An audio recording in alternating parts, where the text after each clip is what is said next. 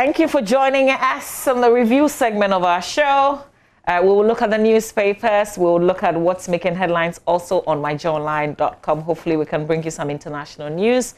Benjamin is here with me. We will do that. But first, we want to talk about the disqualified presidential hopefuls. Ben, there's a statement that's been issued by one of them already. You were mentioning to us as we opened the show. And indeed, it's Marek who's actually issued that statement, Ghana for Ghana. And there's a whole lot that is spoken of in that statement. I'm sure we're going to be showing it on the screen shortly. But, you know, he talks about, the statement talks about the reasons for the EC's disqualification. In fact, there's a video also in circulation concerning that. So we'll get into the details as we proceed from here. Yeah, but here are the candidates. Those, well, not candidates yet. They wanted to Hopefuls. be, but it didn't happen. So we have Kofi Kranting there, an independent aspirants. There's also Marek there that Ben talks about. We will share his statement in the course of this program.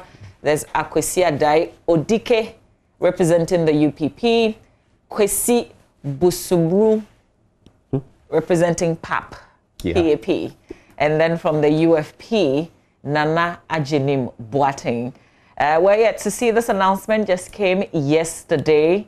And so we wait to see if any of the candidates would take a step further to challenge their disqualification. And that is yet to be seen, I guess. All will be known today. But here are the qualified candidates on the screen. Alfred Kwame Asiedu Walker, an independent candidate, will be on the ballots this year. Of course, the president, Nana Addo Dankwa Akufo-Addo, representing the NPP, and Christian Kwabena Andrews is also on the 2020 ballots. We've got Madam Bridget Akosia Jogbanuku representing the PPP, the former president flag bearer of the NDC, John Dramani Mahama, and then I guess my pick, Nana, Madam Ike Adonko, representing the GFP on the ballots this year. Making it this time around is Nana Konadu Agyeman-Rawlings, of course, representing the NDP, and from the APC's Hassan Ayariga and Ivor Kwabena Greenstreet there representing the CPP. So there you have it. We've got 12 of them.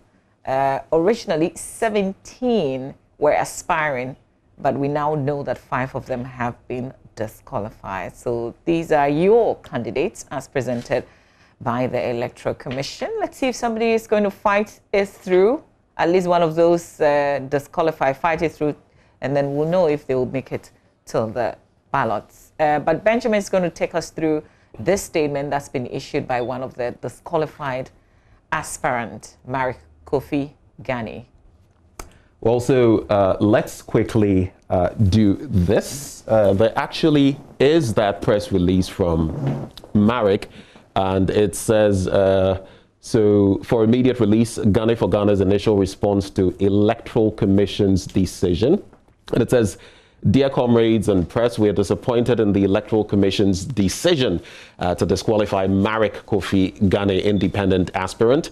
Ghana deserves better agenda for the upcoming 2020 presidential election. As a matter of fact, the Ghana for Ghana team filed its nomination forms on October 8, 2020, which was within the stipulated time frame required by the Electoral Commission." It goes on to say, per the rules and guidelines of the EC and reiterated at the October 2nd, 2020 meeting, it was communicated that aspirants would be contacted immediately following any discrepancies concerning their filing in time to allow them time to correct any anomalies. Unfortunately, neither Mr. Ghani nor any member of the Ghana for Ghana team was contacted since October the 8th, 2020 to inform us of any issues or alleged forgery as has been put forth by the EC on October 19, 2020. At this time, we wish to inform all of our Ghana for Ghana and Ghana Deserves Better members and supporters to remain calm as we explore all the options available to us in order to resolve this matter. We remain committed to the Ghana Deserves Better agenda and will do all within our power to get on the ballot to allow Ghanaians to decide the way forward on election day. Sincerely, the Ghana for Ghana Ghana for Ghana team. And that's the end of the release there. Very interesting release, actually. There's also, you know, that video that has been we will bring put out that we're going to be bringing to them shortly. But very interesting dynamics there. And of course, he feels hard done by the decision of the Electoral Commission. You know, it's interesting. Ghana had this booklet, 7 Dwarfs and a Bridge. I think it's something all of us should read. So you can tell what he wanted for Ghana. And I think he's taken this pretty hard. But let's find out what exactly he's been saying in that video. We have heard from the news being put out, or the comments being put out in the media, that, you know, there were some irregularities and that the candidates themselves are in the know and they have been informed. As I state here, we have not at any point in the last 1 week or the day that was left for the filing process to be complete heard from the EC. We've received no calls, we've received no written nominations, we've received no emails, absolutely nothing. And we have provided all these details in case the EC needed to get us. And so what I will say now is that we still believe there are ways to solve these issues. And so we will be in touch with the EC to gain some further clarification as to what exactly they find wrong with our nomination and what exactly is the way forward. And depending on that conversation with the EC, we would carry out any further steps we need to carry. As a matter of fact, we are in the process of ensuring that any of those further steps that we need to carry do get carried at the right time so that we can correct some of these things. So all I have to say to everybody who is listening is that a big thank you for the massive support you have given to this campaign. A big thank you to the support that we will expect that you continue to give to this campaign until this is all resolved and this is all done and dusted.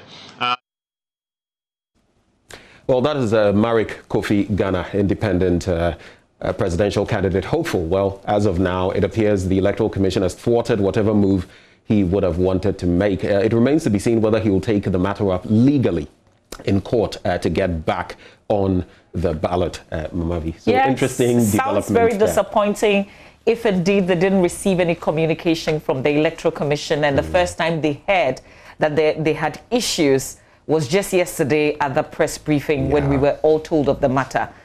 So I mean, I would feel hard done.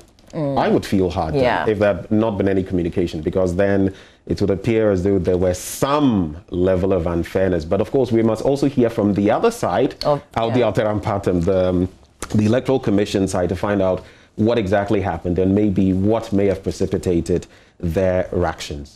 Yeah, absolutely. I guess now we can get into the newspapers. So we've got the Ghanaian Times newspaper, starts here.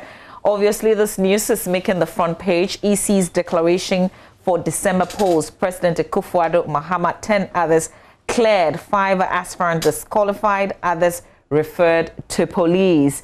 Also, late Professor Bennett's murder suspect dead. We talked about this briefly yesterday. We'll see the angle of the Ghanaian Times today. Editor, 4 others win GJA awards. Husband strangles wife, 30 to death. And the story will tell you that he also attempted to kill himself. But that he wasn't successful with that. He's at the Boko Presbyterian Hospital. The story didn't say why he strangled his wife to death. In the center spread, of course, these stories in detail, but on the back page, Stanbic Bank supports flood victims in 11 northern region communities. Also, Sanitation Ministry gives GGA dust bins for media houses. That's it for the Ghanaian Times newspaper. Ben, we'll do the Daily Graphic? Yes, I'll start with the Daily Graphic newspaper this morning. It says COVID-19 is real, wear your face mask. I'm starting with that because it appears a lot of us are throwing caution to the wind, so let's take stock of that. But race to Jubilee House, EC clears 12, Akufo-Addo Mahama in rematch. Sounds like a boxing, political boxing match coming our way on December 7. Auditors scrutinize Domelevo's travels. And there's also key suspects' death won't derail case. That's according to the police. It's on the back of that, murder case with regard to Professor Yao Bene When you go to page 5, a bit of international news there. You can check it out when you grab a copy of the paper. Kenyan MP in court for murder. Mauritius PM hits out at UK over Chagos Islands control. And then Nigeria state imposes curfew amid jailbreak. When you go to the back page of the Daily Graphic, Sanitation Ministry presents 370 bins to the GJA, and then Ghana, Germany to build capacity of TVET teachers. Mama V. Yeah. Let's do the Finder newspaper. Front page of the Finder. Che Mensa Bonso cannot be defeated. That's according to the minority leader, his colleague on the other side, Haruna Idrisu. President inaugurates 7-member RTI Commission board. Ghana ranked 3rd best globally in effective COVID-19 management. ECO case 12 throws out 5 or 3 women aspirants to be on the ballots. Also, President Akufo-Addo launches 2017-2018 census on agriculture report after 33-year break. Let's not spill blood over political differences. That's a call by Professor Opoko Ajimai. And Dr. Gideon Boako donates pickup motorbikes to Tano North. That's what you find by way of what's on the front page of the Finder newspaper. Well, Mama V, let me just take a quick peek as well at the center spread of the Daily Graphic right before I move on to the Daily Guide newspaper. And it says, Rawlings' family calls on President. You know, they've officially informed His Excellency the President about the sad passing of his mother.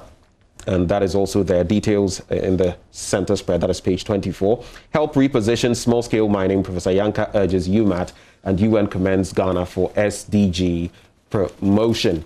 Let's move on to the Daily Guide newspaper. It says, EC boots out 5 candidates, 12 head for December 7. And NPP MP was target for murder.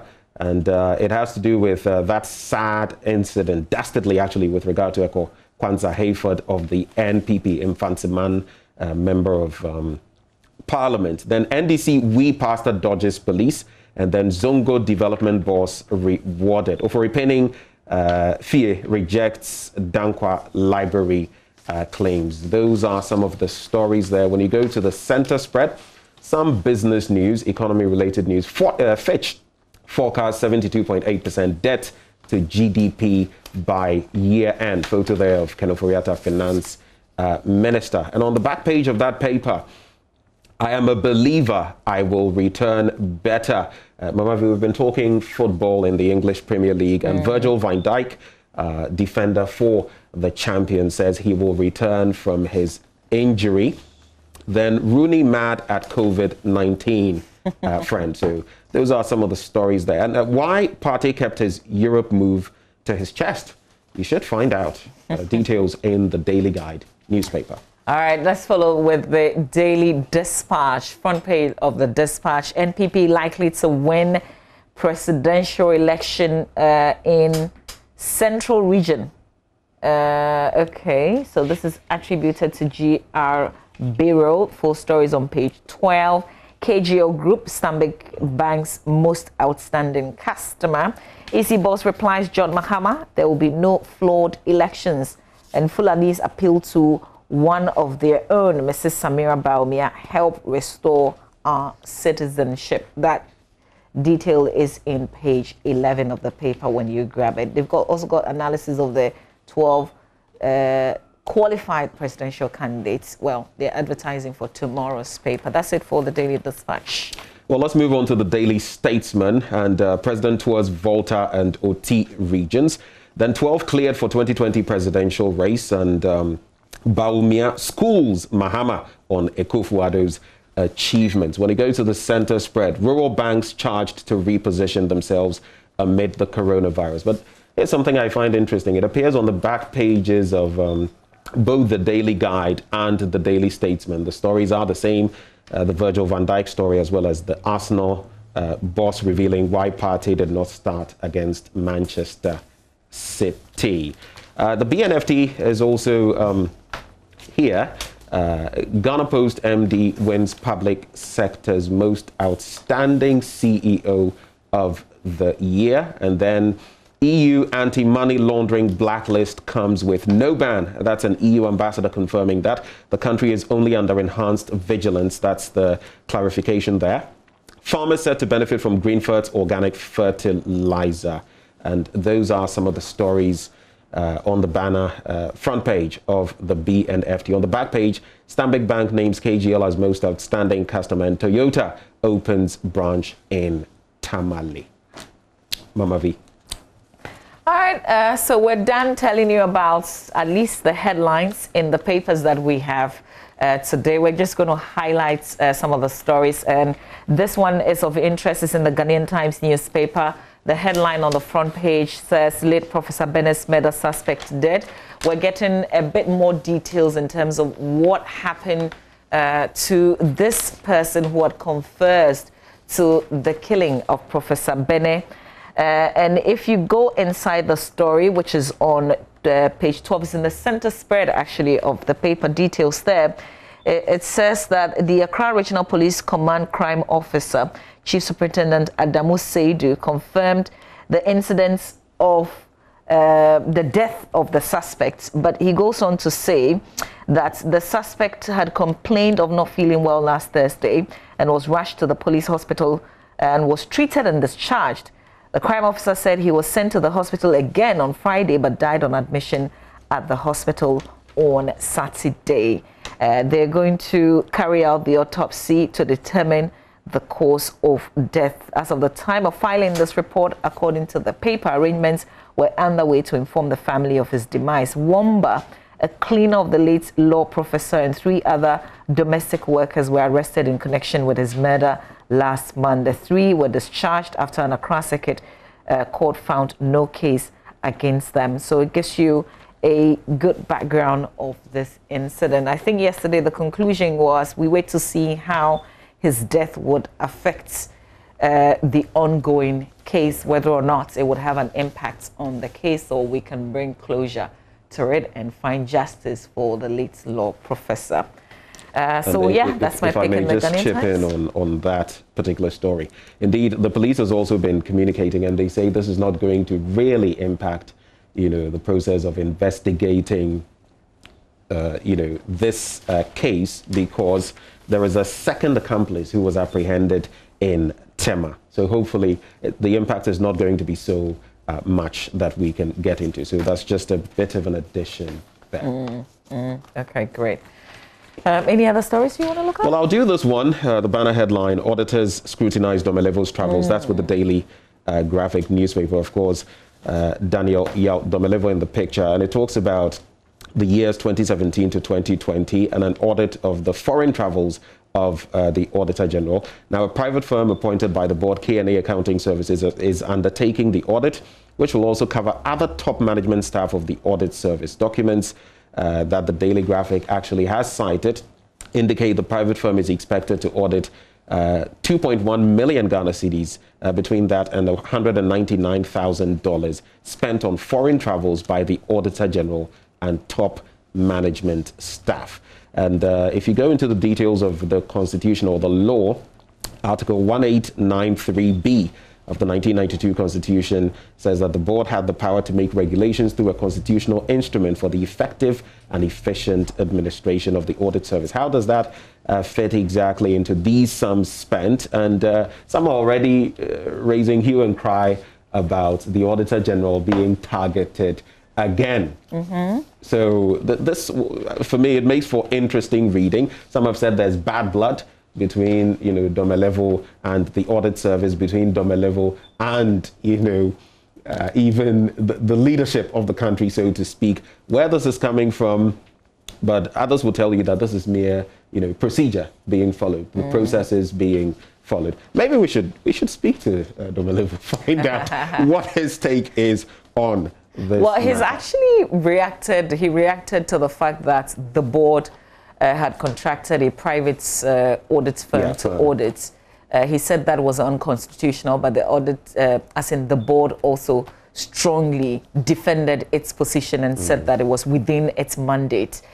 So it's interesting. I guess we have to wait to find out the findings of this audit this private audits work, I guess. But K&A. Mr. Domalovo has insisted that it's only Parliament that can appoint an auditor to audit the work of the Auditor General. But don't you find it curious that there is all this wrangling between an Auditor General and the Audit Service and all this friction? Don't you find it a bit the board itself, bothersome? whose chairman has also been the Auditor General in this country before. I guess that's the interest for me. But, you know, it's still an ongoing matter, issues with the Auditor General. Let's do myjoyonline.com real quick. Let's find out what's on our page.